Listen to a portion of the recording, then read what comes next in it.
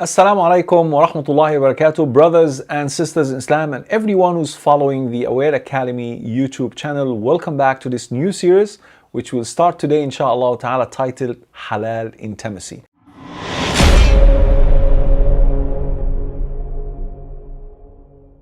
This series, inshallah, will be based on a book that I just purchased from Dawah Bookstore in Malaysia. Those who don't know, Dawah Bookstore and Brother Farid and the entire team, mashallah, in Malaysia, I will include their link in the description below this video, inshallah. But this book is amazing. It's titled Halal Intimacy from the Islamic perspective, strictly for married and prospective couples. I don't think that single people shouldn't read the book or shouldn't watch my video series, but I think the author is worried about the language of the book, which is so descriptive and could perhaps lead the imagination of single people to participate in any inappropriate sexual activities. Nevertheless, the book is an amazing initiative that I congratulate the author for actually taking such a step, such a courageous step, dealing with such a taboo topic in a very open manner that is absolutely needed for our guidance, because I've been dealing with couples, married couples, who will come after a year of the marriage or 2 years or the like, complaining about few things that they have discovered after marriage, some of them related to porn addiction, sexual dysfunction, and they didn't know, they didn't have any guidance on dealing with these situations prior to their marriage, and as a result sometimes the entire marriage would be collapsed and end up either in divorce or infidelity and the like. May Allah subhanahu wa ta'ala protect us. Today's episode, I'll just run you through the content, the table of content. First of all, I tried to reach to the author himself to seek his permission to discuss the content of his book on my YouTube channel. I couldn't reach him, unfortunately. I sent a couple of messages on a few pages that I found on the internet. So if you know the author directly, kindly contact him and advise him to be in touch with me, inshallah. Perhaps we can collaborate and maybe invite him one of those episodes to interview him on the idea of halal intimacy in this amazing book. Once again, the title of the book is Halal Intimacy from the Islamic perspective, strictly for married and prospective couples. And mashallah, tabarakallah, the foreword of the book was written by Dr. Abu Amina Bilal Phillips, which means he had endorsed the idea, endorsed the whole project of speaking and talking openly about this subject. Of course, Dr. Abu Amina Bilal Phillips does not need any introduction. He's the founder of the Islamic Online University. Also, I will leave a link to his online university, inshallah, in the video, in the description of the video, and also had written plenty of books. One of them is my favorite book of Tawheed, the fundamentals of Tawheed. Go and look it up, inshallah ta'ala. But let's get into the table of content of Halal Intimacy and see what the author is discussing. And inshallah ta'ala, we will dedicate an episode for each chapter. Perhaps if there are chapters that need further elaboration, we will extend it as much as we can.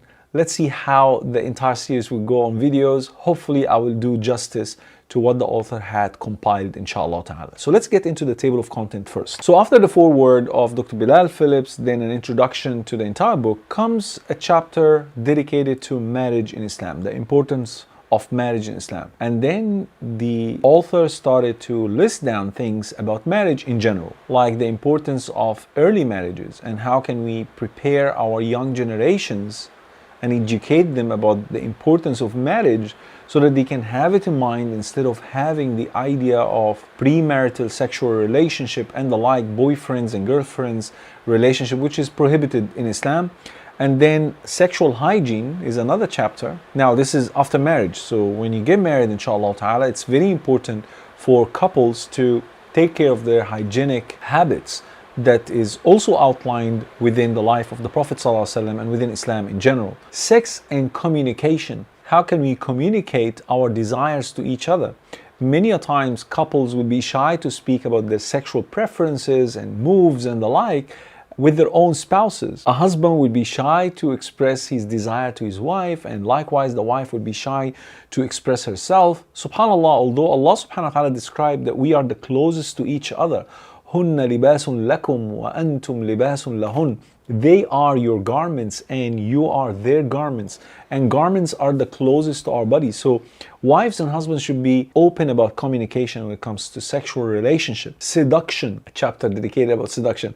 Now the language will get a little bit tough here, and I want you to bear with me that everything now from now on is only related to a husband and wife, which means it's absolutely permissible for a husband and wife to, for example, dress sexy for one another, dress in a manner that can seduce their husbands or their wives sexually, to attract each other to the relationship of this intimate sexual relationship, because it's part of the package of being married to one another. There is also a chapter about erotic talk, like how can you talk in a manner that can attract your husband or your wife to that relationship. There is a chapter about sexting. I didn't read it yet. I'm telling you, I didn't read it yet. I will be reading it, commenting on anything that perhaps I may not agree with, because I've been in the field of dealing with porn addicts and the like, and sometimes even a husband and wife who are living far from each other, and sexting, meaning showing each other on cameras in seductive way,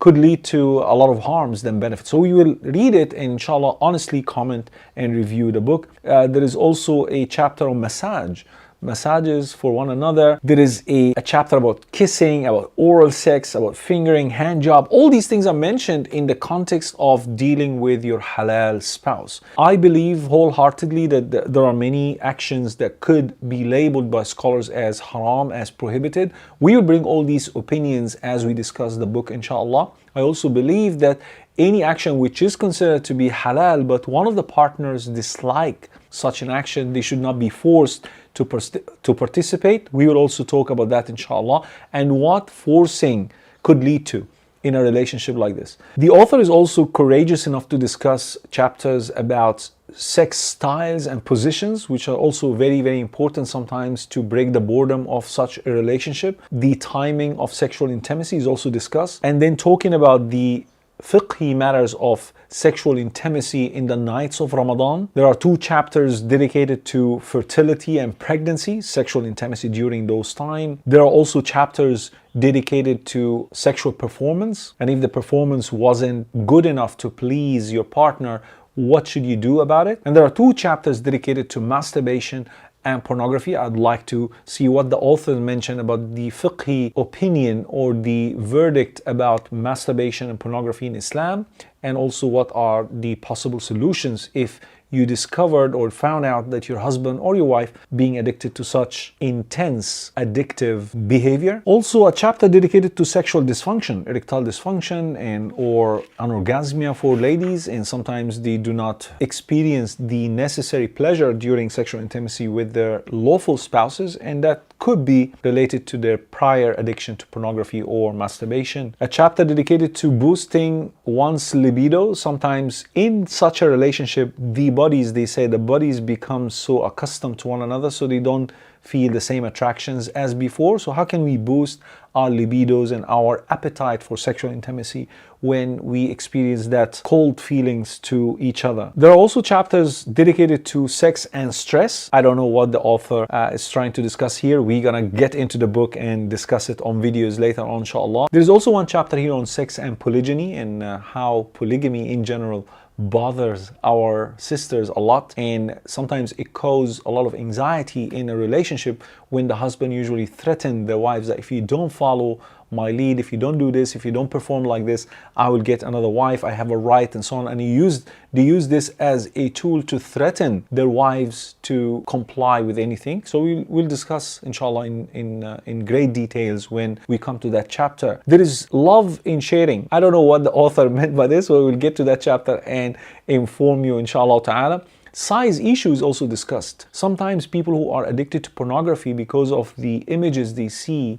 whether a male will be watching different sizes, different bodies, and then compare them to his wife, and as a result they lose, such husbands, they lose interest in sexual intimacy with their spouses. But likewise, women who are watching or addicted to pornography, they started also comparing organs and body parts to what their husbands already have. Sex starvation, again, I don't know what the author meant yet. I didn't come to that chapter yet, but we'll get to it, inshallah ta'ala. Orgasm and cuddling is also discussed. That's why perhaps you now know why the author on the cover said strictly for married and prospective couples, because the issues of marriage and intimacy are discussed in a very brave manner and in a very descriptive way. Because I believe the author is wise enough to understand that these things, the sexual urges, the sexual desires that Allah had created and built within our system, absolutely necessary and part of our existence, just like food and water and other necessities. So we need to describe them in a manner that does not leave any room for confusion, because Islam is a complete way of life and sex and marriage is part of this life. So we need to also be guided according to the methodology revealed to our beloved Prophet Muhammad ﷺ. So I congratulate really the author for taking that brave step. There are also chapters dedicated to holding or reciting the Qur'an while you are in a state of janaba. So after having sexual intimacy with your spouse, can you read Qur'an before bathing? Can you recite the Qur'an before taking that required shower? We will get to that inshallah ta'ala. How to perform janaba. These are very important topics that sometimes we look at them trivially and we don't pay